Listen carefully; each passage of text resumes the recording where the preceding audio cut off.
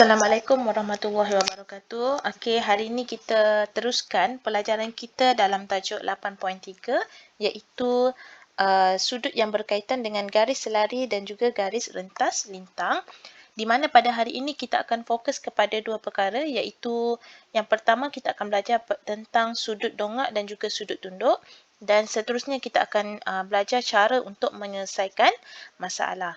Okey, so hari ini kita tengok dulu apakah itu sudut dongak dan juga sudut tunduk.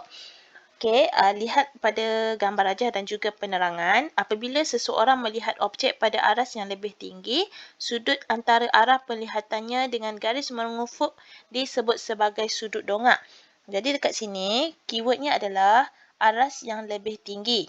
Contohnya, okay, ini adalah pemerhati dan ini adalah objek yang diperhatikan. Okey, so objek yang diperhatikan itu kedudukannya lebih tinggi daripada pemerhati. Dan di manakah kedudukan sudut dongak? Iaitu berada di antara arah penglihatannya dengan garis mengufuk. Jadi kita lihat dekat sini, ini adalah pemerhati, mesti bermula daripada pemerhati. Ini adalah arah penglihatannya. Dan garis putus-putus ini bermula dari pemerhati juga. Kita panggil dia sebagai garis mengufuk iaitu garis yang mendatar. Ya, dan ianya adalah bersudut tegak dengan objek yang diperhatikan. Kalau lihat kat sini ada sudut 90 darjah kat sini. Jadi di manakah kedudukan sudut dongak iaitu berada berdekatan dengan pemerhati. So kat sini, okey, ini adalah sudut dongak ya, berada berdekatan dengan mata pemerhati. Kalau kita label dekat sini, ini salah. Okey, sebab ianya berdekatan dengan objek yang diperhati. Okey, sekarang kita lihat kepada yang kedua iaitu sudut tunduk. Apabila seseorang melihat objek pada aras yang lebih rendah. Okey, kalau tadi tinggi, ini lebih rendah. Jadi, sudut antara arah penglihatannya dengan garis mengufuk disebut sebagai sudut tunduk. Jadi dekat sini, ini adalah pemerhati. Ini adalah objek yang diperhatikan berada di aras yang lebih rendah. Jadi bermula dari pemerhati, kita kena lakarkan satu garis arah pemerhatiannya. Dan daripada mata pemerhati juga, kita akan bina satu garis mengufuk yang bersudut 90 darjah dengan objek yang diperhatikan. Jadi, di manakah kedudukan sudut tunduk? Iaitu berdekatan dengan mata pemerhati. So, yang cikgu warnakan ini adalah sudut tunduk. Okey, so cikgu harap semua faham. So, kita lihat kepada contoh 14. Okey. Raja di sebelah menunjukkan kedudukan Devi dan Umi di dua buah bangunan pada tanah mengufuk. Lukis dan labelkan sudut A yang mewakili sudut dongak Umi dari Devi. So, bila keluar soalan berkenaan dengan sudut dongak dan juga sudut tunduk, keyword dia adalah mesti lihat dari perkataan dari ni. Dari ni menunjukkan Devi ni adalah pemerhati. So, kita akan bermula daripada pemerhati. Jadi kita akan bina garisan. Ini adalah pemerhati ya, Devi ke arah Umi. Okey. So bila Umi berada di aras yang lebih tinggi, kita namakan dia sebagai sudut dongak. Dan daripada pemerhati juga kita akan bina satu garis mengufuk yang bersudut 90 darjah dengan objek yang diperhatikan. Okey, yang ini cikgu tak guna pembaris. Untuk soalan dalam periksa mesti guna pembaris. Jadi di manakah sudut dongak? Iaitu berada berdekatan dengan pemerhati. So ini adalah sudut dongak. Okey, yang cikgu warnakan ni. Okay. Jadi itu soalan A. Sekarang kita pergi kepada soalan B. Sudut B yang mewakili sudut tunduk Devi dari Umi. So, kita fokus kepada Umi sebagai pemerhati. Jadi, cikgu akan padam yang ini. Kita fokus kepada Umi sebagai pemerhati pula. So, dari Umi pergi ke Devi. Itu adalah arah penglihatannya. Dan daripada Umi juga, sebab Umi ni pemerhati sekarang, kita akan bina garis yang mendatar ya. Mendatar. So, mendatarnya ke arah sinilah. Mesti ke arah objek yang diperhatikan dan dia bersudut 90 darjah dengan objek yang diperhatikan. Okey. kita tak boleh buat bina garis ke bawah ya, sebab ini bukan mendata, ini bukan mengufuk, ini adalah garis tegak. Jadi ini, yang ni salah. Okey, pastikan garis mesti mendata macam ni. Okey, jadi di manakah sudut tunduk? Iaitu berada berdekatan dengan pemerhati. So, ini adalah sudut tunduk. Okay, jadi sama tah dengan yang ada pada jawapan buku teks. Okay, sekarang kita pergi kepada contoh lain pula. Ini contoh cikgu ambil daripada modul. Okay, ini adalah pemerhati. Ini adalah objek yang diperhatikan. Yang pertama, step pertama adalah kita perlu bina satu garis pemerhatian dulu. Kemudian kita bina garis mengufuk daripada pemerhati yang bersudut 90 darjah dengan objek yang diperhatikan. Maka di manakah sudut dongak, iaitu berada berdekatan dengan pemerhati. So ini adalah sudut dongak. Okey, sudut tunduk pula, kalau ini diberi contoh satelit, kita ada satelit dekat sini dan kita ada bumi. Okey, so yang manakah pemerhati? So satelit lah, sebab satelit mempunyai kamera untuk memantau ataupun mengambil gambar fenomena yang berlaku di bumi. Jadi, ini adalah pemerhati. Jadi, sekarang kita akan bina garisan, iaitu garisan pemerhati dulu. Garisan, okey, kemudian kita akan bina garis mengufuk yang bersudut 90 darjah ke arah objek yang diperhatikan. Jadi di manakah kedudukan sudut tunduk, iaitu berdekatan dengan pemerhati. So ini adalah sudut tunduk. Okey, cikgu harap faham Okey, sekarang kita pergi kepada contoh soalan. Okey, ini adalah contoh soalan di mana untuk soalan macam ni, tajuk sudut dongak dan juga sudut tunduk ni, dia sebenarnya lebih kepada soalan kira-kira lah. Okey, kalau tadi kita dah belajar cara untuk mengenal kedudukan sudut tunduk dan juga sudut dongak, sekarang kita akan belajar cara untuk mengira, menentukan sudut-sudut yang ditanya dalam soalan ini. Okey, so kita lihat ini soalan ni cikgu ambil daripada buku teks. Dirajah di sebelah menunjukkan kedudukan Kamal, Cindy, Adila dan David di dua buah pangsa puri. Sudut dongak Cindy dari David ialah 15 darjah. Jadi seperti yang cikgu cakap tadi, mesti fokus kepada pemerhati. Sebab apa? Sebab ada perkataan dari. So dari David. David melihat Cindy sebanyak 15 darjah. Jadi kita cari David. Okay, ini adalah David, iaitu pemerhati. Dia melihat Cindy. So Cindy berada lebih atas daripada David. Kita namakan dia sebagai sudut dongak. So apa yang cikgu ajar tadi, kita kena buat garis mengufuk, iaitu yang bersudut 90 darjah dengan Cindy. Jadi di manakah kedudukan 15 darjah tu sudut dongak, iaitu berada berdekatan dengan pemerhati. So ini adalah 15 darjah. Okey, 15 darjah. Okey, sekarang kita pergi kepada ayat seterusnya. Sudut dongak Adila dari Cindy. So, dari Cindy. Cindy melihat Adila. So, dekat sini, ini Cindy. Sekarang Cindy jadi pemerhati. Dia melihat Adila. Ini adalah garis pemerhatian dia. Kemudian, kita akan bina daripada pemerhati itu garis mengufuk. Okey, jangan bina atas ya. Ini salah ya. So, kita bina garis mengufuk ke arah objek yang diperhatikan. Okey, yang bersudut 90 darjah.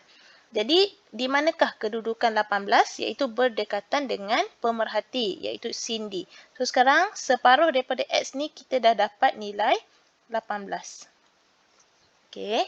Kemudian, kita pergi kepada ayat seterusnya. Sudut tunduk Adila dari Kamal. Dari Kamal ialah 40 darjah. So, Kamal melihat Adila. Jadi, sekarang kita akan bina satu lagi garisan. Sekejap ya, cikgu guna pen lain. Okey, dari Kamal ke Adila. Okey, so sekarang kita dah ada garis. Kemudian kita akan bina satu garis mengufuk yang bersudut 90 darjah ke arah objek yang diperhatikan. Jadi, dekat mana 40 darjah tu? mesti dekat dengan pemerhati. So, ini adalah 40 darjah. Okay, cikgu warnakanlah bagi senang lihat. Okey, so sekarang cari nilai X dan Y. Macam mana kita nak cari nilai X? So, kalau kita lihat dekat X kat situ, kita dah ada 18 darjah. Tapi lagi sebelah kita tak tahu. Yang ni kita tak tahu berapa. Jadi macam mana kita nak tentukan kedudukan yang untuk X tu, nilai dekat X tu, iaitu kita guna apa yang telah kita belajar sebelum ni, iaitu sama ada sudut sepadan, sudut selang-seli ataupun sudut pedalaman. Okey, jadi kalau cikgu lukis kat sini nampak tak garisan hitam yang cikgu bina ni? Okey, ini bentuk Z, iaitu sudut selang-seli. Kalau sini 15, sini pun akan jadi 15. Okey, yang cikgu hitamkan ni 15 darjah. Okey. So sekarang boleh tak kita nak cari nilai X? Bolehlah, sebab X ni meliputi hitam dan oranye. So X adalah 15 darjah tambah dengan 18 darjah, kita akan dapat 33 darjah. Okey, sekarang kita dah cari nilai X. Okey, nilai Y pula. Apa lagi clue yang kita belum guna, iaitu 40 darjah dekat atas tu. Okey, cikgu akan tunjukkan. Kalau dekat atas 40, macam mana kita nak selang-selikan dia? Okey, kita tak boleh pergi ke garis oranye ni ya, sebab dia tidak selari dengan garisan di atas yang cikgu bina anak panah ni. Dia mesti macam ni. Okey, so kalau dekat atas 40, dekat sini pun akan jadi 40. Okey. Sedangkan Y adalah meliputi ke bawah. Dia sampai sini, bawah ni. Jadi bawah tu kita tak tahu. Jadi kita bina satu lagi garisan, iaitu cikgu akan tunjuk. Jadi dekat sini sebenarnya kita boleh dapatkan sudutnya melalui selang-seli yang bawah ni pula, yang warna pink ni cikgu buat. Nampak tak? Okey. So kat bawah 18, dekat sini pun akan jadi 18 darjah. Okey, so nilai Y adalah, sebab tadi soalannya nilai Y itu dari sini ke sini ya. Nampak? Cikgu warnakan warna hitam ni. Okey, so untuk dapatkan nilai Y, kita mesti tambahlah 40 darjah tambah 18 darjah. So kita akan dapat 58 darjah. Okey Jadi sebenarnya soalan ni bukanlah soalan susah. Cuma kita kena banyakkan latihan, praktiskan cara untuk mencari clue-clue yang ada supaya kita senang untuk menjawab soalan. Okey, sekarang kita pergi kepada penyelesaian masalah, iaitu bahagian terakhir dalam topik ini. Okey, ini contoh 15. Dalam rajah di sebelah POT, QOU, PQR dan VOR ialah garis lurus. Cari nilai X. Okey, so kita perhatikan gambar rajah dahulu. Cikgu besarkan. Okey, so kita perhatikan gambar rajah di mana untuk mencari nilai X, sebenarnya sudut yang berdekatan dengan X tu kita ada 75, tapi kita kena pastikan dulu sama ada 75 tu merupakan sudut setentang atau tidak. Masih ingat tak sudut setentang? Masih ingat kan? Jadi untuk kita tentukan, kita buat line dulu. Yang line di mana dia mengapit sudut X. Contohnya line ini. Nampak? Cikgu buat warna hijau ni. Okey, ini satu line. Dan satu lagi line yang mengapit sudut X ya. Nampak?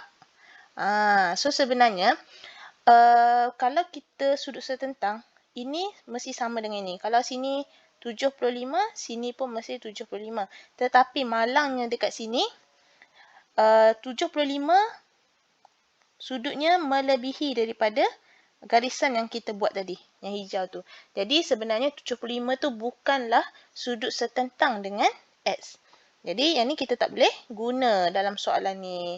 So kita kena cari next clue yang apa yang ada, iaitu kalau kita lihat di sini, kita ada dua anak panah.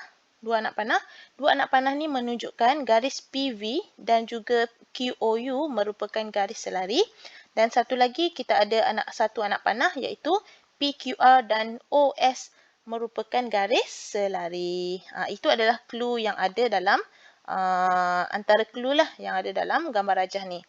Jadi kita kena perhatikan betul-betul untuk menjawab soalan. Okey, sekarang untuk mencari nilai X, apa yang kita boleh perhatikan di sini? Okey, cikgu akan tunjuk ya. Okey, so ini nampak tak garis hijau cikgu buat ni? Dengan sini sebenarnya sudut selang seli. So kita dapat sini 62 darjah. Okey, cari dulu sudut-sudut yang berdekatan dengan X. Okey, itu salah satu. Kemudian kita ada satu lagi clue. Okey, cikgu akan buat guna marker warna pink. Sorry. Sekejap cikgu buat guna warna hitam lah. Okey, so ni garisan ni. Nampak tak? Ni dengan yang ini. Okey, nampak? Sebab ini ada anak panah. Ini pun ada anak panah. Jadi garisan PQR dan OS tu selari. Jadi kalau dekat sudut Q tu 110, sebenarnya sini pun 110 darjah. Sebab ianya berselang seli. Okey, itu clue yang ada lah. Okey, sekejap cikgu padam dulu sebab tak nak bagi confuse ya. So kita catat dulu apa yang kita dah nampak. So sini kita dah nampak 62 darjah. Kemudian kita dah nampak sudut sini ke sini ni 110 darjah. Kemudian kita dah hampir dapat clue di mana 62 darjah adalah setentang dengan sudut di sini. Nampak tak garisan ni? Garisan ni, cikgu dah bina ni. Sebenarnya ianya setentang dengan sudut di sini. So, sini sudutnya adalah 62 darjah. Okey, so kalau korang perhatikan, sekejap cikgu lukis. Okey, X-nya berada di sini. Okey, ini 62. Okey, kita dah cari. Tadi kita dah cari juga keseluruhannya 110 darjah. So, untuk mencari nilai X senang sahaja, iaitu kita tolakkan sahaja 110 dengan 62. So, X sama dengan 110 darjah. Kita tolak dengan 62 darjah, kita akan dapat berapa? So, kita kira lah. 110 tolak 62. So, kita akan dapat 48 darjah. Kita semak sama tak dengan jawapan yang diberi pada buku teks? Okey, sama. Okey, jadi itu antara jalan penyelesaian untuk mencari nilai X. Okey, kemudian kita pergi kepada soalan B. Cikgu padam dulu ya. Okey, soalan B. Andaikan PV sebagai garis mengufuk dan sudut PVO ialah sudut tunduk O dari V. Okey, so kita fahamkan soalan dulu, iaitu sudut PVO. Sekejap ya, cikgu padam. Sudut PVO, iaitu sudut yang cikgu warnakan hijau ni, merupakan sudut tunduk O dari V. So, kita ambil dari ya, dari V. Nampak tak? V kepada O ni, dia ke bawah. Jadi, ini adalah sudut tunduk. Okey, sudut tunduk. Kemudian, cari sudut dongak P dari O. So, kita tengok dari O. Okey, so daripada O, ini garisannya. Di manakah sudut dongak yang kita nak cari? Iaitu kita kena tentukanlah dari O. O ialah pemerhati, betul kan? Jadi O pemerhati, kita akan bina satu garis mengufuk yang bersudut 90 darjah dengan objek yang diperhatikan. Jadi kat sini adalah sudut dongak. Okey, faham Okey, jadi ini yang kita nak cari, sudut dongak tu. Sudut tunduk tu dia just bagi clue sajalah. Jadi macam mana kita nak cari sudut yang berada di bahagian itu? Kejap cikgu padam dulu, bagi clear dulu supaya tak serabut sangat dengan banyak garisan yang kita dah bina ni. Okey. Jadi yang ni, sekejap cikgu delete dulu. Okey, so ingat lagi yang kita dah cari tadi, sini 62 darjah. Sini kita dah dapat X ialah 48 darjah. Sini pun 62. Dan hasil tambah tadi 110. Okey, yang kita nak cari adalah di sini. Okey, kat sini ya. Kita nak cari kat sini yang warna hijau ni. Okey, so kita nampak tak? Ini adalah garis lurus sebenarnya. Nampak tak? Ni garis lurus. Kita dah belajar garis lurus, sifat dia adalah 180. Betul tak kita belajar? Sifat dia mesti sudutnya adalah 180. So, untuk dapatkan sudut dongak dekat sini, iaitu sudut apa? Kita namakan dia POQ. Okey, POQ ya. Sudut dongak tu berada di kawasan POQ. Okey, perhatikan betul-betul. Sama dengan 180 darjah. Kita tolakkan sahaja dengan 62 darjah dengan 75 darjah. So, kita tekanlah kalkulator. 180 tolak 62 tolak 75. So, kita akan dapat 43 darjah. So, kita semak betul tak jawapan kita? Okey, betul. Okey, itu adalah cara untuk menyelesaikan masalah bagi soalan ni. Okey, sekarang kita pergi kepada contoh seterusnya. Yang ini pun cikgu ambil daripada buku teks juga. Okey, dalam belajar di sebelah, VUTS dan PQR ialah garis lurus. Cari nilai X dan Y. Okey, macam mana kita nak cari nilai X dan Y? Okey, selalu kalau kita tengok dekat sini, pun sama, kita ada garis VUTS selari dengan VUTS ni selari dengan PQR. Kemudian garis QW selari dengan RT. Okey, nampak tak? Sebab dia ada anak panah dekat situ. Okey, cikgu padam.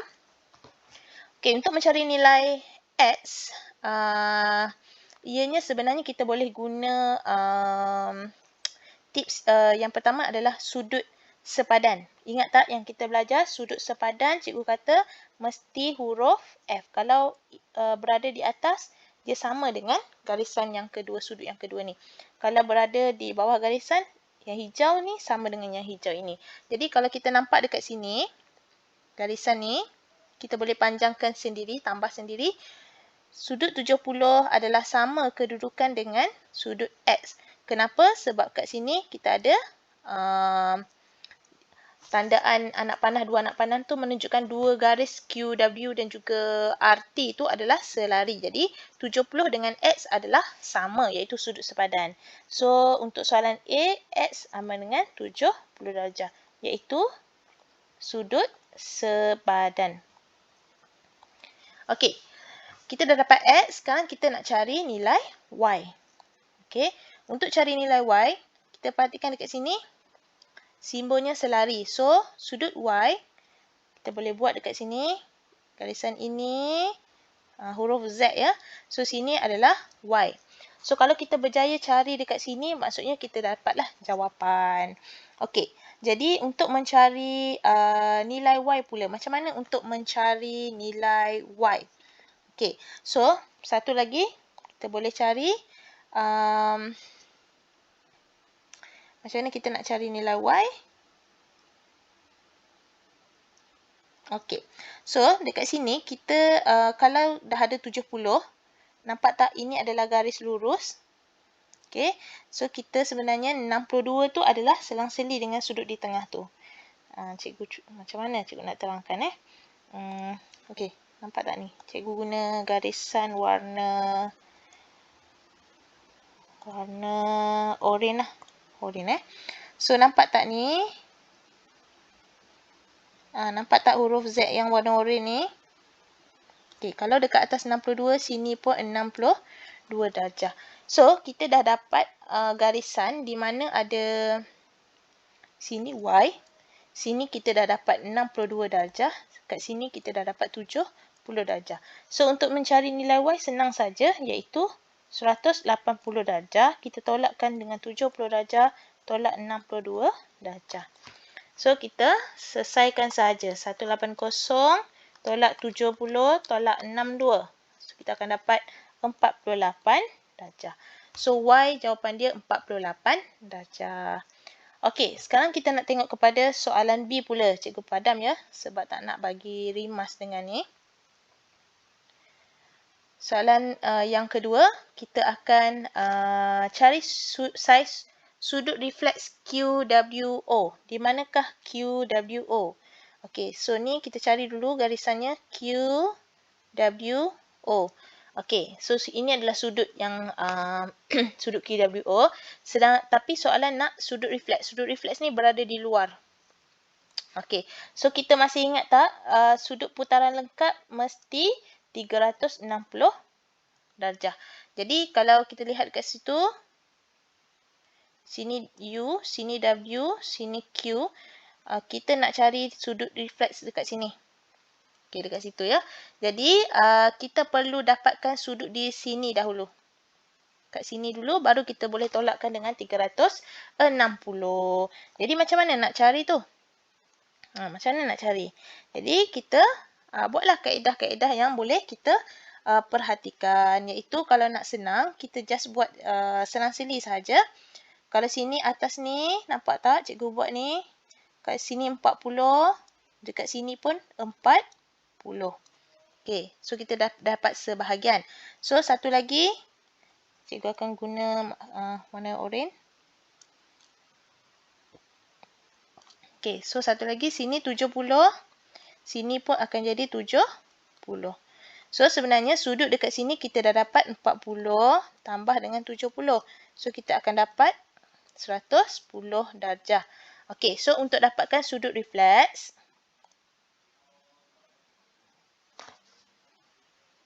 okey, sudut refleks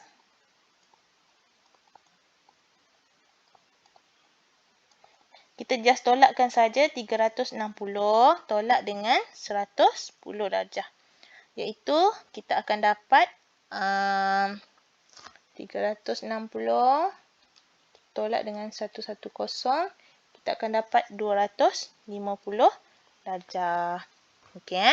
Kemudian kita pergi kepada soalan C.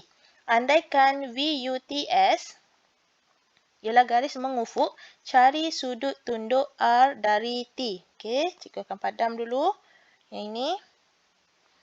Okey. R dari T. Dari T jadi so kita cari T. T ni memerhati R. Okey. So ingat lagi tadi kita dah belajar sudut tunduk dan sudut dongak. Yang pertama kita kena bina garis pemerhati dulu. Kemudian daripada pemerhati. Pemerhati ni adalah T. Jadi kita akan bina garis mengufuk. So ini garis mengufuk ke arah objek dan bersudut 90 ke arah objek yang diperhatikan. Ni 90 ya, 90 kat sini. Okey, jadi di manakah sudut tunduk? Iaitu berdekatan dengan pemerhati. So dekat sini adalah sudut tunduk. So kat situ yang kita nak cari sebenarnya. Jadi macam mana kita nak cari? Senang sahaja. Iaitu, nampak tak ni? Ini adalah garis lurus. Nampak tak? VUTS ni garis mengufuk, garis lurus. Jadi, cikgu lukis semula. Okey, ini adalah Y. Ini 62. So, ini yang kita nak cari. Jadi, Y tadi kita dah cari dah. 48 darjah. So, untuk dapatkan sudut tunduk, iaitu sudut tu kita namakan dia sebagai, sebab sini S, sini T dan hujung ni R. So, kita namakan dia sebagai STR. So, untuk soalan C, sudut STR sama dengan 180. Kita tolakkan sahaja dengan 48 darjah. Kita tolakkan dengan 62 darjah. So, kita kira sahaja, tekan kalkulator. Okey, kita akan dapat 70 darjah. Okey. So, nampak kalau murid perhatikan memang kita akan rasa macam susah sikit pada mula-mula. Tapi bila kita banyakkan buat latihan, kita akan seronok kalau kita jumpa jawapan yang tepat. Okey, bila kita buat latihan, kita semak jawapan dan jawapan kita betul, kita akan gembira. Jadi untuk dapatkan jawapan yang tepat, mahirkan diri, kita kena praktis buat banyak soalan. Tak boleh buat satu soalan terus pandai, tak. Kita kena buat banyak soalan, cari soalan-soalan yang ada dalam buku, dalam internet untuk kita praktiskan diri kita untuk mahir dalam mencari nilai sudut yang berkaitan. Okey, jadi itu sahaja yang kita belajar pada hari ini. Assalamualaikum.